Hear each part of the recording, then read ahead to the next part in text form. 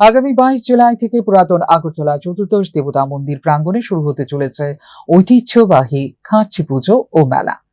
এই উপলক্ষে সোমবার আগরতলা পশ্চিম জেলা শাসকের কার্যালয়ের কনফারেন্স হলে অনুষ্ঠিত হয় প্রশাসনিক পর্যায়ের প্রথম প্রস্তুতি বৈঠক।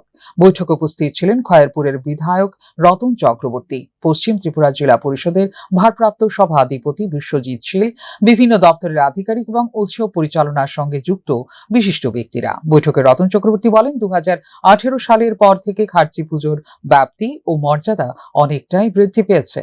বর্তমানে দেশের প্রধানমন্ত্রী ও রাষ্ট্রপতি পর্যন্ত এই উৎসব উপলক্ষে শুভেচ্ছা বার্তা পাঠান।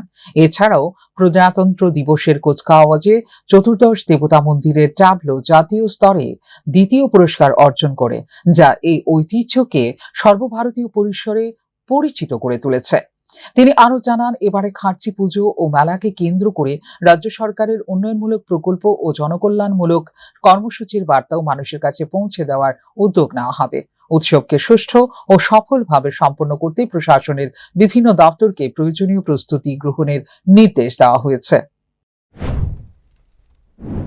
আমরা নতুন নতুন চিন্তা ভাবনা নিয়ে অগ্রসর হই, তবে এবার একটা স্পেশাল আমরা চেয়েছি, যেটা হচ্ছে যে মোদিজির 12 বৎসরের যে সময়কাল এবং দেশের উন্নয়নে যে ভূমিকা তিনি নিয়েছেন এবং সেই সঙ্গে রাজ্যের যে উন্নয়ন হয়েছে সেটাকে কেন্দ্রীয় এবং রাজ্য সরকারের সম্মিলিত উদ্যোগকে এটার মধ্যে প্রতিফলিত করতে হবে এবং সমস্ত ডিপার্টমেন্টে সেভাবে আহ্বান জানানো হয়েছে।